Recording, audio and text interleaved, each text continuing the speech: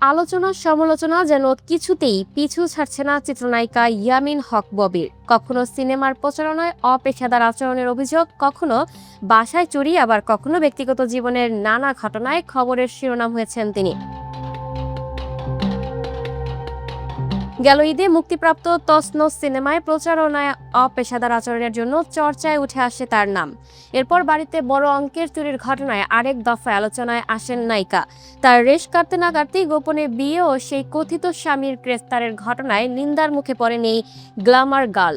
অন্যদিকে একটি কোম্পানি থেকে ৬ লাখার ব্যাটারি কিনে টাকা না দেওয়ার অভিযোগে গুলশান থানায় ববি সহ কয়েকজনের নামে প্রতারণার মামলা করা হয়। সেই মামলায় বুধবার ঢাকার অ্যাডিশনাল চিফ মেট্রোপলিটন ম্যাজিস্ট্রেট জসিতা ইসলাম আদালতে আত্মসমর্পণ করে জামিন চান ববি। তার পক্ষে ঢাকার বারের সভাপতি অ্যাডভোকেট আনোয়ার জাহিদ ভুইয়া শুনানি করেন। শুনানি শেষে আদালত ১,০০০ টাকা মুচলেকায় জামিনের আদেশ দেন।